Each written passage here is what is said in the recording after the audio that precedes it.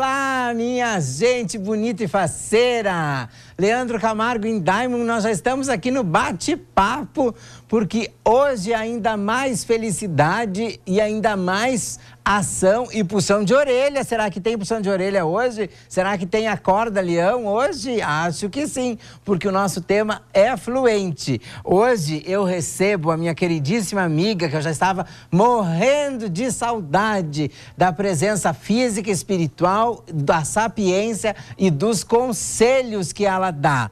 Andréia Ávila hoje comigo, esta maravilhosa mulher que veio de Belém para brilhar na nossa Santa Catarina. Ela é psicóloga clínica e também do esporte.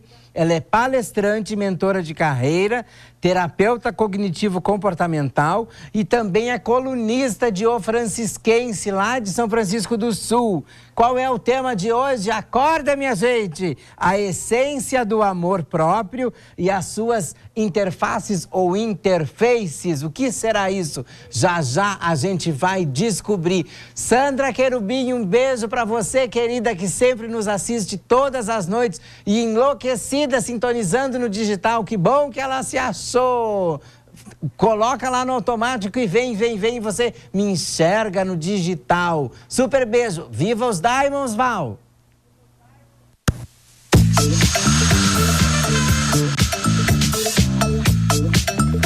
Maravilhosos como Sabrina Sato, como Cláudia Leite, Ivete Sangalo, tantas pessoas. Nossa, estamos muito felizes do nosso Diamond Club. É isso aí, Rafaela Branco, pra equipe Senat, vai Leandro Camargo. São Paulo, promo, embelezando as nossas vidas, temperamento, na Catarinense. Ontem a gente esteve numa recepção calorosa.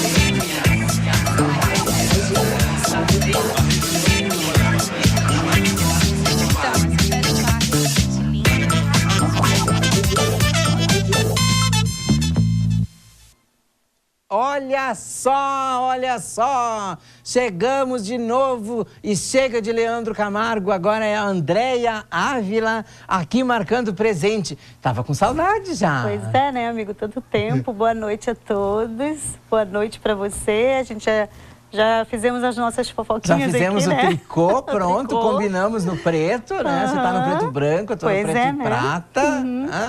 Que coisa linda. E o que dizer? Me conte como tá a vida antes da gente começar com o nosso tema. Na correria de sempre, né? No trabalho, graças a Deus, a vida tá do jeito que eu sempre construí, que eu sempre almejei. Né? A família tá maravilhosa, a Maitê tá cada dia mais linda. O marido cada vez mais apaixonado, é muito importante. Que coisa isso. boa! E eu tô na correria, né? Ainda continuo como psicóloga do JEC, continuo na clínica e dando minhas palestras afora. Aí e continua dizendo que o problema não tá no intelecto, tá nas pernas? No JEC? É. Não. Isso me compromete. Mas no intelecto não tá. Eles são bons. Os meninos são bons. São bons. O bonitão foi embora, né? O bonitão que eu entrevistei se foi embora. O Matheus, nosso goleiro, foi. Ele foi vendido, né? Foi transferido, foi embora. Se foi brilhar em outros pagos, como a gente brilhar diz, em outros campos, e o outro com cara de Superman loiro foi embora também ou tá aí? Também, já foi. O Renan já foi também. Tá fora daqui? Da base. Ele estava recebendo uns contratos novos, aí depois que ele saiu do JEC, nunca mais encontrei com ele. Agora tem que achar outros bonitos para eu entrevistar, então, pra gente trazer, né, pra cá. Eu vou dar uma olhada lá. Dá uma olhada que eu coloco a camiseta do JEC que você me deu de presente, né? Tá. Menina, que coisa boa. E o que dizer para nós começarmos a debater? O que é isto? A essência do amor próprio e suas interfaces ou interfaces. O que é isto, doutora Andréia? Então, hoje se fala muito em as pessoas conseguirem tudo o que elas querem, né? Correr atrás dos seus sonhos, das suas metas. A gente vê aí vários treinamentos, várias palestras em relação a isso. Só que o que as pessoas esquecem de falar é que se você não tiver o amor próprio, você não tem pilar, você não tem parâmetro para correr atrás de nenhum sonho, de nenhuma meta. Então, assim, o amor próprio. E as suas interfaces? Quais são as interfaces? São as interfaces de tudo aquilo que você quer construir na sua vida. E de todo um tripé que é viver, né? Então, nesse tripé da vida, você tem que estar sempre o quê? A base Ela tem que estar bem fortificada, bem construída. E qual é o exercício que a pessoa tem que ter para ter esse amor próprio? São vários, né? Antes de falar qual é o exercício, eu vou falar primeiro como é que a pessoa descobre se ela está com amor próprio, ok, se a autoestima está em dia. A gente tem visto que quando a criatura casa, ela joga tudo para o outro, seja para a mulher ou para o homem, né? E aí, se alguma coisa dá errado, foi embora. Grande perigo, né? O grande perigo. Como é que as pessoas descobrem se o amor próprio delas está ok? Ou seja, a autoestima está boa. É quando você percebe que o outro, ele é só um complemento da sua vida. Vamos usar o exemplo que você está dando do casamento, né? Eu preciso ter consciência de que aquele outro que está do meu lado, de que aquela pessoa com a qual eu escolhi para casar, ela apenas é uma complementação na realização de tudo que eu quero para a minha vida, dos meus sonhos. Eu não posso perder a minha identidade. Sim, se a pessoa está feliz, você está feliz. Se ela não está, você não está também. Aí não dá, né? Aí não dá, né? Então, assim, eu sou eu, você é você. Ótimo, nós estamos juntos, nós estamos construindo a nossa vida, mas eu preciso também respeitar o teu espaço e eu preciso também que você respeite o meu. Então, quando é que as pessoas elas acabam caindo um pouco esse amor próprio? Quando elas dedicam 100% da sua vida ao outro. E aí isso é notório num consultório, quando eu recebo mulheres até lindas, até fisicamente lindas, muito bem-sucedidas, mas completamente destruídas emocionalmente. Por quê? Porque se preocuparam muito com o externo, né? Eu estou bonita, o meu corpo tem que estar legal, eu tenho que ir para a academia, eu tenho que me cuidar para o meu marido, mas esqueceram do mental, né? Então, assim, eu vivia muito para o outro, eu vivia muito para satisfazê-lo, né? Tem que ter uma porcentagem egoísta aí, então, para... eu não chamo de egoísmo, Leandro, eu não chamo de egoísmo, eu chamo de amor próprio mesmo, porque você precisa estar... Porque o egoísmo, ele perpassa pela ideia de que tudo que eu quiser eu faço para mim e não estou nem aí com as consequências do outro. Aí isso sim é egoísmo, sim. Mas o amor próprio não. Eu avalio que as coisas em que eu estou buscando, as coisas em que eu quero para minha vida e para mim, elas são benéficas a mim sem prejudicar você, sem prejudicar o outro. Eu não perco a minha identidade. O que é você ter o amor próprio? É você saber que aquilo que está acontecendo na tua vida, que é ruim, que aparentemente é ruim, você tem meios para transformar em algo bom. Algo bom.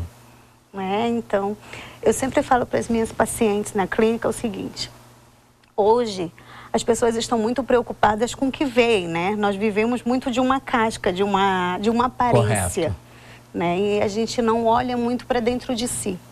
Uma das primeiras técnicas que eu ensino para as pessoas construírem um amor próprio, ao ponto de que eu não dependa do outro quando ele for embora, seja por sua decisão ou seja por morte, é eu me conhecer primeiro. Eu preciso me conhecer, eu preciso saber os meus limites, eu preciso saber até onde eu quero, o que é que eu quero com essa relação, né? Até onde essa relação me constrói ou até onde essa relação me destrói. Existem relações que são destrutivas, né? Existem relacionamentos em que o outro está o tempo todo menosprezando você, em que o outro está o tempo todo dizendo que as coisas que acontecem na vida dele que não deram certo, e isso eu já recebi várias vezes no consultório. A culpa é do outro. A culpa é sua. Depois que eu casei com você, eu quebrei. Depois que eu casei com você, eu não consigo mais nada. Se você não tivesse grávida, eu não casava. Se você não tivesse engravidado, eu não teria casado. Aí que você começa a meter os filhos no meio, né? Então, assim, como é que ficou? E aí você tem que se olhar. Como é que está esse meu amor próprio? Como é que eu administro o que esse outro está fazendo comigo? O que esta pessoa está fazendo comigo? Eu aceito isso que ele está me dando para mim?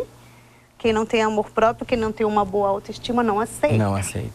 Né? Quem não tem um amor próprio, aliás, aceita, desculpem. Quem não tem amor próprio, aceita. Aceita. Né? Pega aquilo de negativo e começa a dizer, somatizar realmente... toda e eu sou assim eu e sou pronto. assim mesmo, nada dá certo para mim, eu mereço ser castigada. E a pessoa se autocastiga. É uma automutilação com a sua moral, com a sua permissão. Com a própria permissão. Né? Então, assim, é necessário você primeiro se conhecer, conhecer seus limites, saber o que você quer, o que eu espero dessa relação. Talvez, Andréia, me corrija se eu estou errado, esse é o início de uma depressão? Sim, todas as pessoas que têm depressão, elas não têm autoestima, elas não têm amor próprio. Primeiro que, já está dizendo, estimar é gostar. Então, se eu gosto de mim, eu me cuido. Se eu me cuido, a probabilidade de eu ter uma depressão é praticamente nula. Como Sim. esse se cuidar? É aquilo que eu falei antes, não é só ir para academia. Eu vejo as academias lotadas de homens lindos, mulheres lindas, maravilhosas, fisicamente, né? Mas e aí, se essa pessoa se cuidasse mentalmente? Eu não digo que ela vá para terapia toda semana, uma vez por semana. Uma vez ao mês que você faça uma terapia, porque a terapia, ela tem que ser buscada para quê? Para prevenção, para autoconhecimento. Autoconhecimento de si mesmo. Mas 90% dos meus pacientes me buscam porque já estão doentes, já estão depressivos, já estão com síndrome de pânico, ou já perdeu o marido e não sabe o que fazer, ou a esposa. Eles procuram ajuda no momento em que a casa já desabou. E a gente vai ter que tentar tirar aqueles cacos e reconstruir. E reconstruir algo. Né? Se procurassem antes, que fosse uma vez ao mês. Eu também tenho alguns pacientes, algumas clientes que vão... Estruturava já e já corrigia. Trabalhar a autoestima, trabalhar as pressões trabalhistas, né? Porque no trabalho a gente também tem muitas pressões e isso também acaba com amor próprio. Às vezes você se entrega tanto àquela atividade profissional, você não vê o resultado que você almejou para você e você acaba achando que o problema é com você. Né? E aí você adoece. É uma tendência, né? Você sempre acaba achando... As pessoas que têm uma autoestima baixa, e a palavra que se fala é isso mesmo, autoestima baixa, né? Ou a gente diz baixa autoestima, elas estão sempre achando que o problema está nelas. Ou que não merecem alguma coisa. Ou que não merecem alguma coisa. Ou então, assim, sempre o problema está em mim. Eu não dou certo mesmo. Eu sou uma pessoa difícil de lidar. Eu sou uma pessoa muito negativa. Elas não se olham. Por que elas classificam-se assim? Porque não se conhecem. Sim. Porque o ser humano, Leandro, na sua verdadeira essência, ele é bom. O ser humano é bom. No dia a dia, e aí nós vivemos num momento de muita informação com essa questão das redes sociais, da internet, das disputas entre si, ou seja, na área do trabalho, as pessoas, elas, sejam nas amizades, as pessoas, elas vivem na verdade, uma acabam constante... vivendo, André, 3 vidas, né? A vida da rede social, a vida de verdade e a vida do trabalho. E são isso 3. confunde, porque na mente, a tua mente, ela não classifica. Geralmente a da internet é ilusória. A ilusória, você só posta os melhores momentos, as melhores fotos, a mesa linda, né? Você não posta a cara lavada, toda amassada, quando acabou de acordar. Eu não vou postar, né? Não. A pessoa de lá, não vou postar isso. Você posta quando você tá linda, maquiada. E né? se não então, tá, não posta nunca. Se não tá, não posta nunca, né? E isso confunde esse mundo que você leva para fora, através das redes sociais, ele confunde o teu mundo interno, o teu interior. E o pior, existem pessoas que, por exemplo, vivem no Instagram olhando as redes sociais, olhando as fotos dos outros e começam a deprimir porque começam a comparar a sua vida à vida da outra. Da amiga, mas fulana está muito bem sucedida, ela casou com um homem muito rico, ela está isso, ela está aquilo. E aí a pessoa começa a se depreciar. Sim. Né? Só que, gente, todos nós temos a possibilidade de reverter qualquer situação adversa que nós estejamos passando.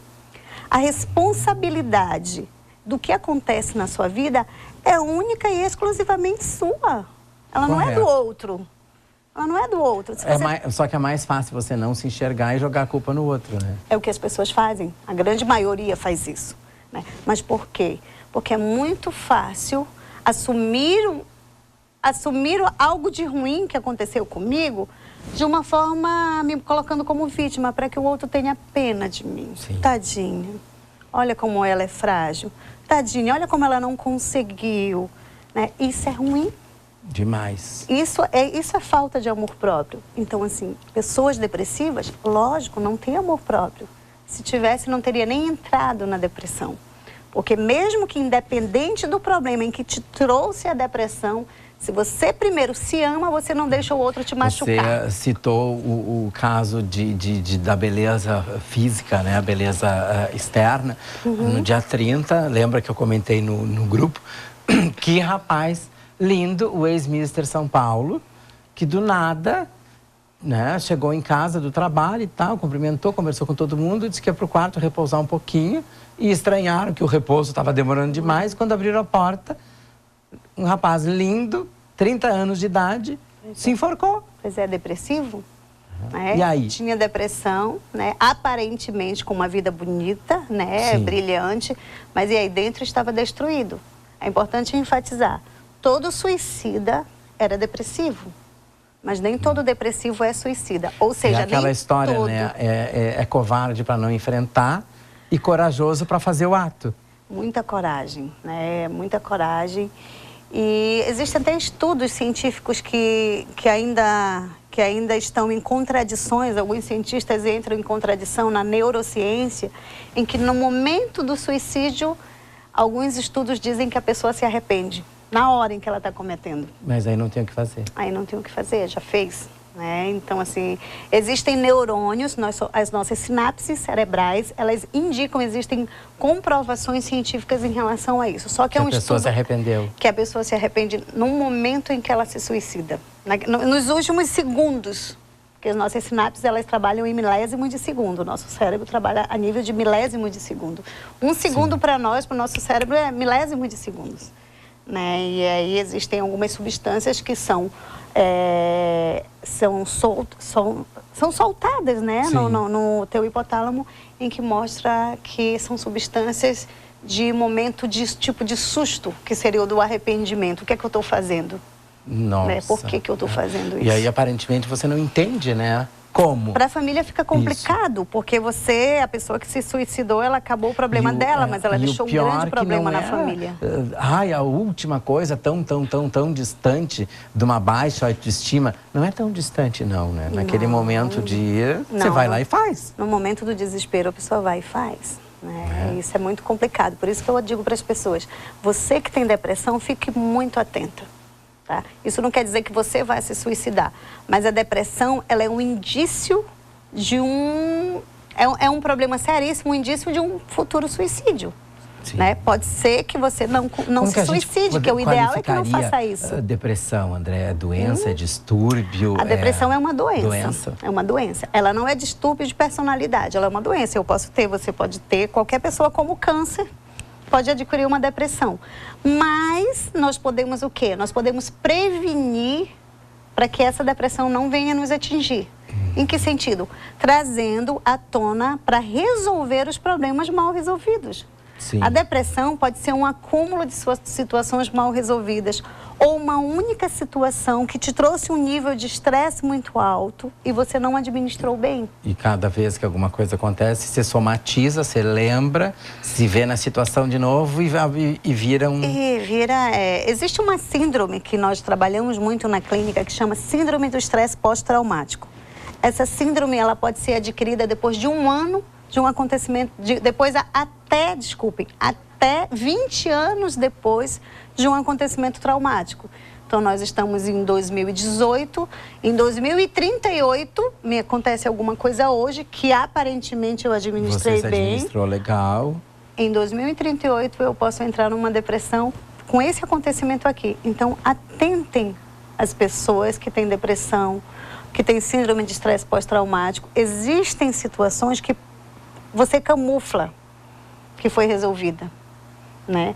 Mas você não resolveu dentro de você. A tua mente, ela fica ali, vai para o teu inconsciente e no momento em que ele bem entende, ele põe para fora. Porque não adianta, nós somos ensinados, né, André, que tudo tem início, meio e fim. Sim. O que você não dá o fim, ficou aberto. Ficou em aberto, né? Na psicologia da Gestalt, que é uma psicologia que eu acho linda, apesar de eu ser da área da cognitivo-comportamental, mas é uma área da psicologia muito legal, e que a gente fala assim, você tem que fechar aquela gestalt. Existem gestaltes abertas, que são, na linguagem mais comum, situações mal resolvidas. Sim. Eu preciso resolver exatamente da forma em que eu enxergo a situação. Sim. O que vai me deixar com a autoestima baixa ou com o meu amor próprio atingido, Leandro, não é o que você faz comigo. É o que eu vou fazer com o que você fez comigo. Isso é que está o problema. Então, por isso que eu digo, se você está num problema difícil, se você passa por uma situação ruim hoje, a responsabilidade é tua. Então, como você arcou com isso, deixou isso acontecer, você tem que ter a responsabilidade de sair disso. É você que buscou. Sim. Né? Não, eu tenho algumas pacientes, não, doutora, eu não busquei, isso foi assim, se o outro te fez, você permitiu. Tá? Então, nas minhas terapias, eu não passo a mão na cabeça dos meus pacientes. Eu acolho, eu compreendo da forma em que nós, psicólogos, devemos atuar como profissionais, mas eu faço ele se conscientizar de que realmente, aquele momento em que ele está passando, ele deixou. Ele deixou acontecer, ele deixou aquela pessoa machucar ele. Ele se abriu para receber aquilo de ruim que está acontecendo. Um exemplo bem chulo e bem comum, né? Seu marido, que hoje é seu marido, era seu namorado, ele viu com essa roupa, né? Achou bonita, elogiou, mas no final disse, olha, num próximo encontro, num próximo jantar e tal, eu gostaria que você não usasse e viesse de calça comprida ou com vestido mais comprido. Pode Se ser. você obedecer, entre aspas, ele já viu que ele consegue, né? A gente tem que estar muito atento. E porque aí que faz o acontece? quê? Foi a primeira cedência, né? Foi a primeira cedência. Eu recebi uma vez uma pessoa que me falou assim, eu casei com ele, mas eu desconfiava que ele não ia ser um bom marido, porque ele sempre maltratou a mãe. Meu Deus, se eu namoro com uma pessoa que eu vejo ali o tempo inteiro menosprezando a mãe dele, a mãe, quem deu a vida, o que ele vai fazer comigo? Ele me mata. Ele já tinha dado indício de que ele realmente não era uma boa pessoa. Sim. Porque não é só o fato dele maltratar a mãe. É o fato de que a personalidade dele, ele é assim, né? Então existem vários indícios, né?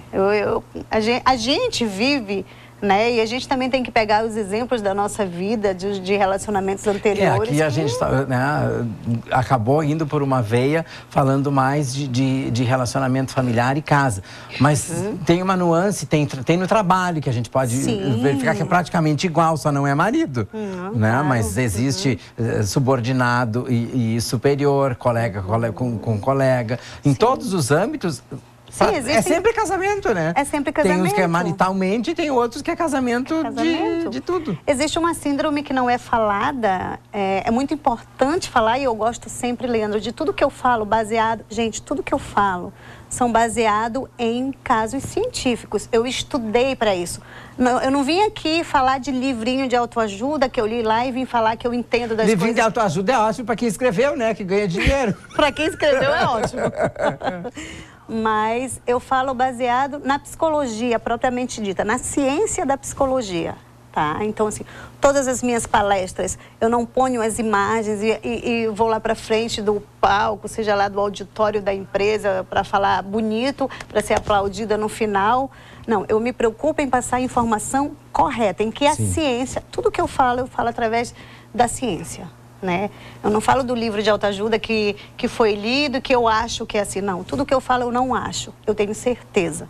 Eu estou respaldada cientificamente pela minha profissão para falar isso. Então, uma das características que a gente pode atentar muito na questão dos relacionamentos, existe uma síndrome que não é conhecida na área profissional e que é muito comum. Chama-se síndrome de burnout. O que é a síndrome de burnout? É aquela síndrome que muita gente vai se identificar, né? Só que existem várias características para você ser diagnosticado como está acometido da síndrome de burnout. Uma das características é aquela que você já está tão cansado daquele trabalho que quando você acorda de manhã, você diz, meu Deus, eu já vou ter que ir para ali, para aquele lugar de novo, não aguento mais. E aí você vai, como a gente diz na linguagem brincando, você vai de costas, você entra de costas no trabalho. Não vê a hora de sair já. Né? Então, é uma síndrome que ela é uma síndrome acometida lá no âmbito profissional, no qual você não está satisfeito com aquele trabalho, você não está satisfeito com aquele ambiente em que você está vivendo e que todas as vezes em que tudo que se relaciona àquele local, aquelas pessoas que estão trabalhando ali, te faz mal. Aí você sente dor de estômago, você sente calafrio, você sente vontade de chorar, né? Você vai muitas vezes por causa da questão financeira. Né? E a falta de coragem de pedir demissão e ir embora. De pedir demissão e ir embora. Que tem o dinheirinho que recebe se for mandado embora. E fazer sua vida, claro, né? Algumas pessoas ficam acometidas dessa síndrome, nem sabem que estão doentes. Aí depois alguém classifica no trabalho, olha, fulano é bipolar. Esse fulano é bipolar. Às vezes a pessoa chega no trabalho, ela não quer falar com ninguém, porque ela está cansada daquilo ali. Ela está adoecida por aquele ambiente. E aí quem não conhece o transtorno bipolar que já é um transtorno de personalidade, diferente da síndrome de burnout. Síndrome de burnout é uma doença que nem a depressão. Transtorno bipolar é um transtorno de personalidade, sim, não é doença. É um transtorno de personalidade. É uma característica, são atitudes, quero falar numa linguagem que vocês entendam, mas são atitudes de alguém que tem uma personalidade desviante. Por exemplo, fora do padrão. Pode ser muito querido e de repente surta. O surto, Leandro, ele pode ser de qualquer uma doença.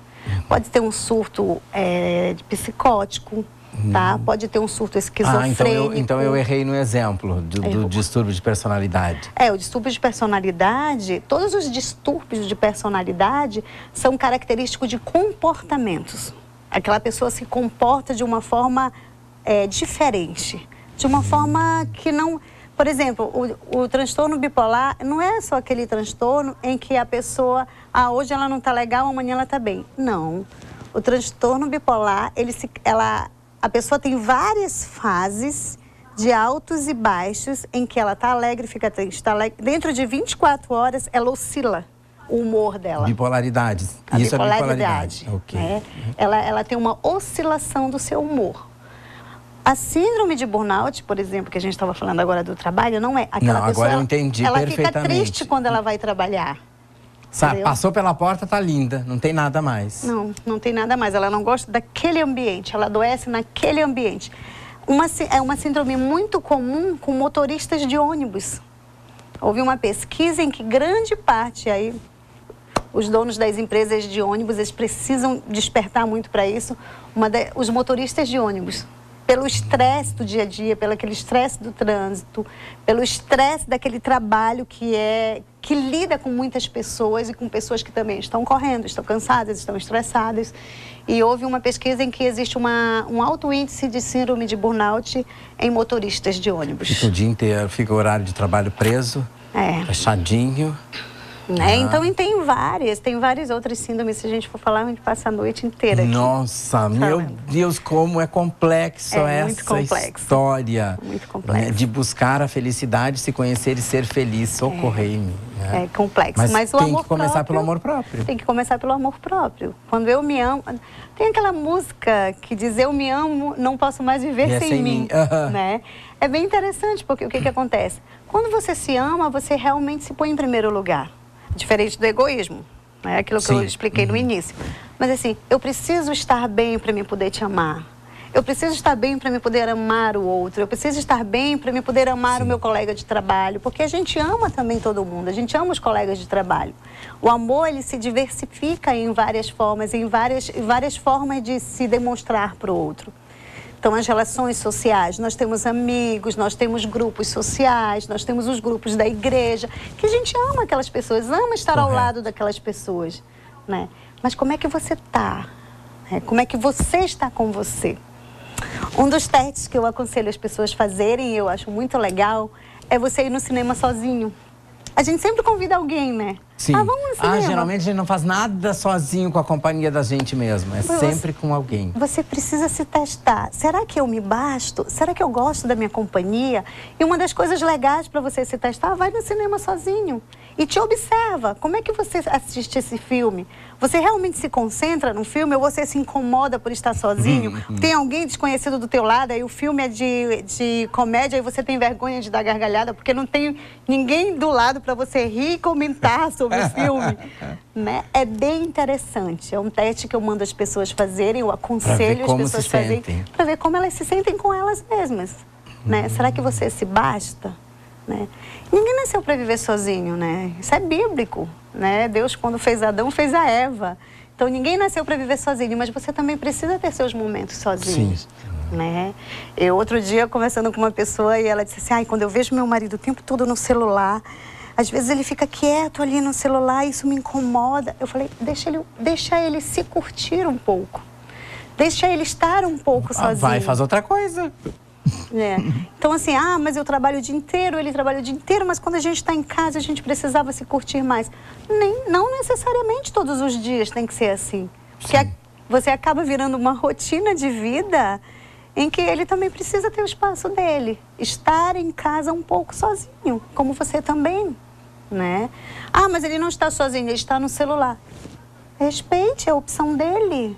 Ele quer estar um pouco no celular. Encontre uma ação para você também. De uma certa forma, ela demonstra uma insegurança. Ó, o Val deu uma gargalhada lá. Né, Val? De uma certa forma... Vai pro celular também, ué.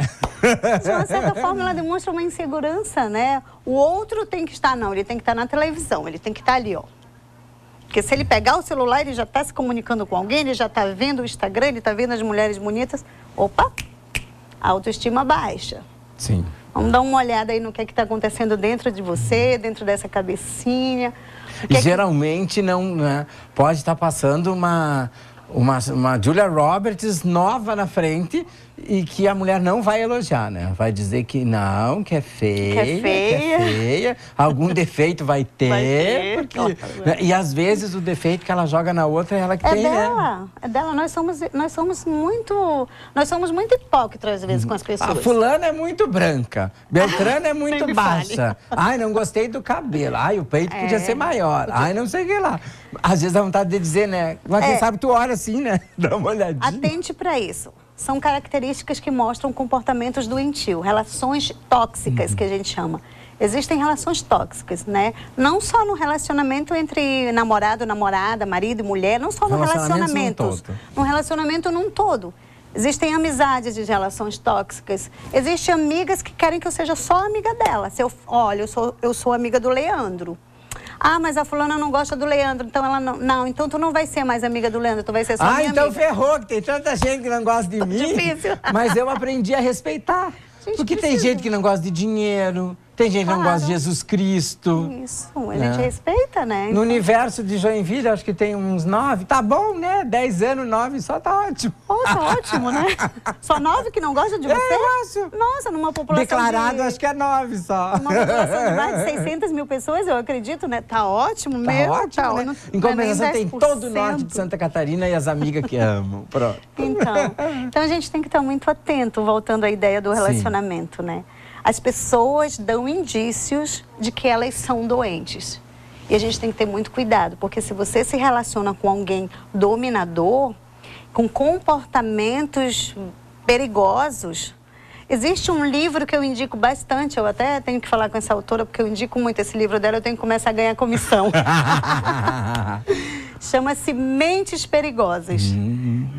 Mentes Perigosas. Você faz autoajuda para ela, então, para a escritora. Eu faço autoajuda. Ana Beatriz Barbosa, ela é do Rio Grande do Sul. É gaúcha, né, minha filha? Gaúcha, né? Fazer o quê? Fazer o quê?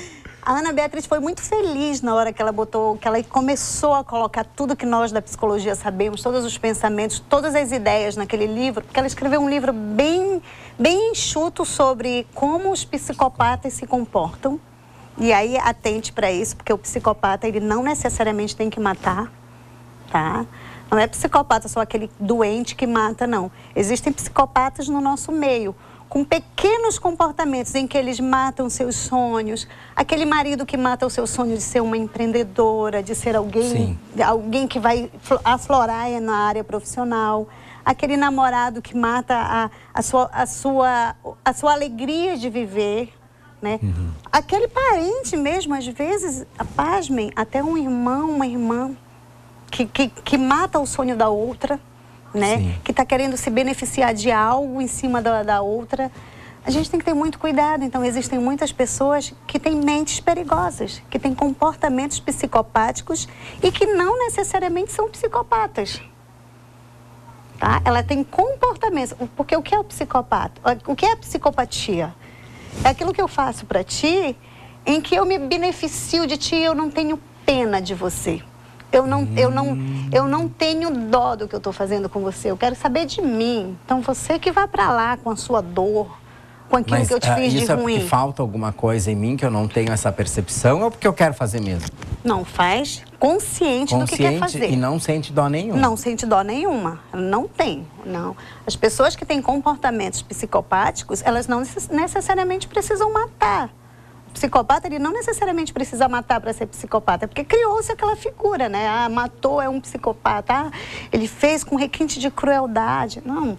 Existem pessoas que convivem com a gente e que matam várias coisas da gente. Como eu falei, matam nossos sonhos, né? Matam a nossa autoestima. E aí eu recebo na clínica mulheres casadas há 20, 30 anos com a autoestima lá embaixo, porque esse marido vem matando dia a dia aquela autoestima. E aí você tem que estar atenta para você não deixar isso acontecer. Tá? Então leio Mentes Perigosas, depois eu vou ligar para Ana Beatriz Barbosa para me receber essa comissão. Mentes Perigosas. Mentes Perigosas, é bem legal. É um livro antigo ou é mais... Ele já está bem antigo. Ela escreveu, inclusive, o Mentes Ansiosas, para quem é muito ansioso, que é bem interessante Sim. também, até indico para quem tem bastante um grau de ansiedade elevado. Mas antes disso, vão fazer terapia comigo, porque se vocês leem um livro, vocês podem interpretar ele errado. E a psicóloga ensina como interpretar. Não, é o que eu fico louco, que às vezes a gente está quase se despedindo desse tema, mas a gente volta num próximo. E é isso que eu fico louco com essa função de determinados livros de autoajuda e determinados processos de coaching, por exemplo. Né? Porque não é tratado lá. É uma máscara feliz que a pessoa acaba colocando para dizer assim, não, fulana me acertou. Acertou, caramba! Passa 2 meses, menos isso, já despencou de novo. É igual dieta, né? Você dá meio que alguns processos, como o processo de coach, às vezes é igual dieta. Porque, na verdade, as pessoas confundem o coach, né? O coach, ele é para te conseguir um objetivo, geralmente a nível profissional. Ah, eu quero mudar de profissão, eu trabalho numa empresa, eu sou gerente, eu quero me tornar diretor. Ah, então vamos fazer um processo de coach para te tornar diretor. Então, são coisas bem específicas. Não trabalham a mente. Tá? Trabalham o que no processo de coach chama de algumas limitações. Por exemplo, você tem crenças limitantes. O que são crenças limitantes? Na verdade, são regras em que nós fomos criados, em que nossas famílias, minha família tem regras, Sim. a sua tem regras, e existem também crenças limitantes na sociedade, em que essas crenças vão... Um exemplo de uma crença limitante bem interessante, dinheiro não traz felicidade. Bem facilzinho. Crença limitante. Crença limitante. Claro que eu vou ficar feliz se eu tiver 1 milhão na minha conta. Muito feliz. Muito feliz. Vai me trazer momentos felizes. Eu vou para os restaurantes que eu gosto. Eu não vou ficar contando. Será que vai dar para sobrar? Será que... Se eu tiver uma dor de barriga, eu tenho dinheirinho para cuidar, para ir no mediquinho. Para ir no médico melhor, para não esperar o plano de saúde, para ir no médico mais... Existem médicos Sim. que não aceitam o plano, então assim... Não, então o dinheiro, ele traz momentos felizes sim. O que não traz felicidade é pessoa com autoestima baixa.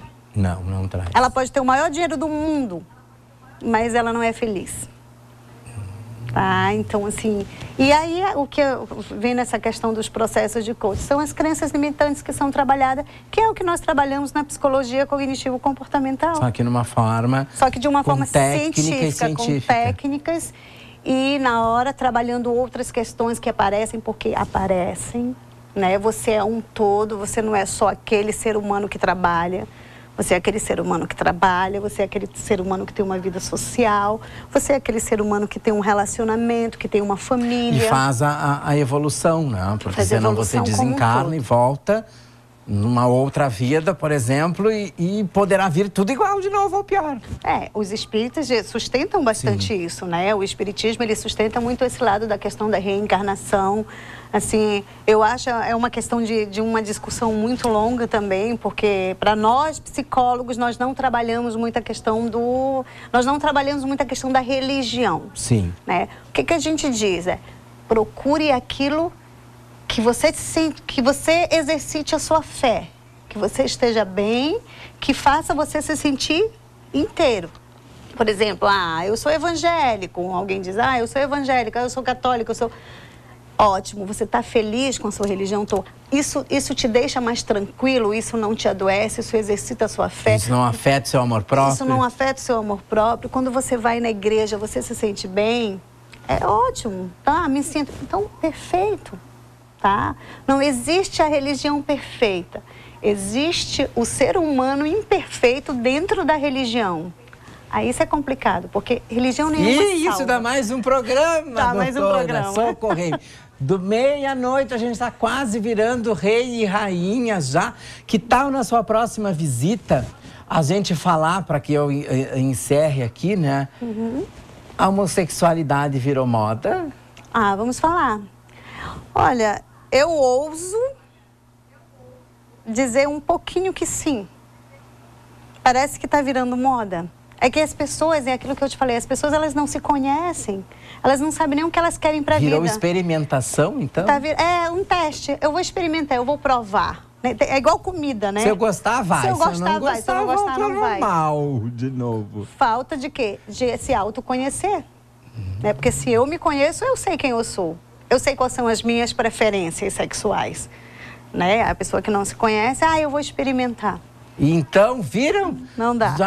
Já instigamos uma nova pauta para a gente linkar e conversar. Homossexualidade, homossexualidade. É comprida a história. Virou moda, né? Suicídio e homossexualidade, será que é verdade? Bom, mais pautas para a doutora Andréia discorrer. Hoje, da nossa maneira descontraída de ser e com muito dinamismo e também com muita alegria, nós debatemos um tema feliz, que é você ter a autoestima e a tristeza de você não ter. Mas a gente passou uma matéria super leve, com um entendimento maravilhoso. Obrigado, doutora Andréia, pela presença. Você sempre é a luz e o sol no nosso programa, obrigada. Trazendo realmente ações que fazem a diferença numa linguagem que o nosso público entende, né? Então já sabe qual é a próxima pauta, né? Vamos alinhavar. Enquanto o povo fala de Natal, a gente vai falar desse quesito para que todos passem as festas maravilhosamente bem. Obrigado pela companhia de vocês, um super beijo da doutora Andréia Ávila e meu. E se ela for passar o Natal em Belém do Pará, também quer ir junto, vocês me dão licença. Já está convidado. Quero ir lá fazer a comelança e a pagelança toda. Obrigado, Val, pelo prestígio. Obrigado, Lucas, pelo trabalho. Obrigado, você que nos assiste em casa. E amanhã, o que será que vem? Não sei, é sempre uma surprise. Descansem bem, a programação continua. E agora eu tô muito do faceiro, porque a gente tá na digital, meu bem. Beijo!